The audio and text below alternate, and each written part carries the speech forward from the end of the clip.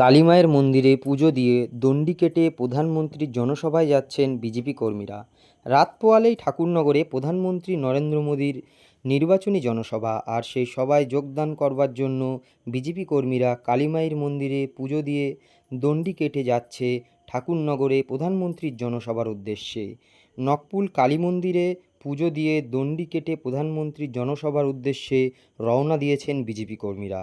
প্রায় 15 কিলোমিটারের বেশি পথ ধরে দণ্ডি কেটে সময় মতন পৌঁছাবেন বলে আশা করছেন তারা।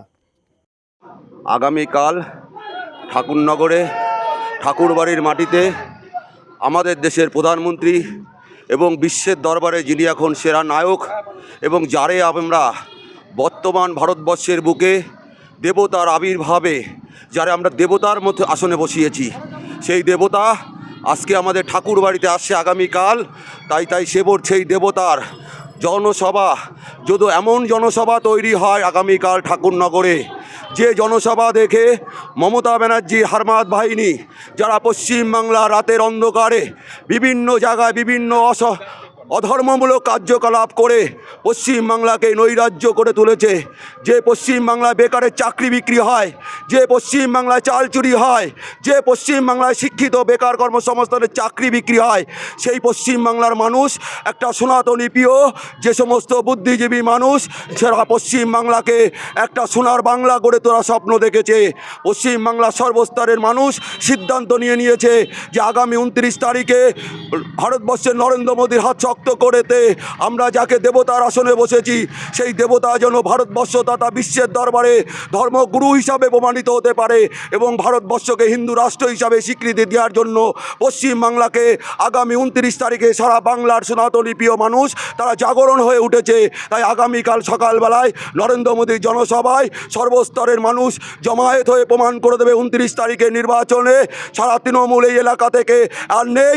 আগামী দিনে একেবারে ধূলিসাৎ হয়ে যাবে, গঙ্গার জলে ভাসিয়ে দেবে পশ্চিমবাংলার মানুষ।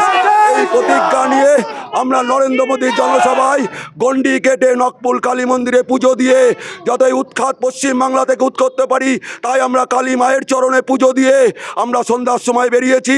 আমরা রাস্তায় দণ্ডি কেটে আমরা আস্তে আস্তে ঠাকুর বাড়ির দিকে এগিয়ে যাচ্ছি, যাতে আগামীকাল আমাদের নরেন্দ্র মোদীর জনসভায় সকলে যোগ দিয়ে জনসভাকে জনসমুদ্রে পরিণত করে দিয়ে প্রমাণিত করতে পারে এবং সেই ধর্মগুরু আমাদের সেই গুরুর পায়ের ধারে আমরা গিয়ে যাতে পৌঁছাতে পারি। তাই আমরা নিজেরা আজকে একটা শপথ নিয়েছি, এই লড়াই সারা পশ্চিমবাংলার লড়াই এবং আমাদের ধর্মগুরুরা সনাতনী প্রিয় মানুষের আশীর্বাদ নিয়ে আমরা ঠিক আগামীকাল নরেন্দ্র মোদীর জনসভায় সঠিক টাইমে পৌঁছে যেতে পারবো।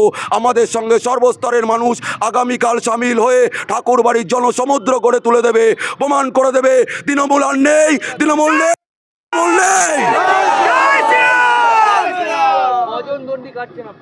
আমরা আপাতত 4 জন দণ্ডি কাটছি, সঙ্গে আমাদের বহু এলাকার সনাতনী প্রিয় মানুষ তারা আমাদের সঙ্গে সামিল হয়েছে।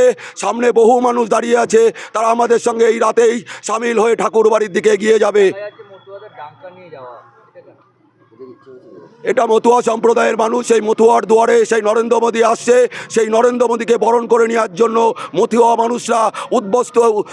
মানুষরা আনন্দ উৎপন্ন হয়ে আমাদের সঙ্গে সামিল হয়ে এসছে।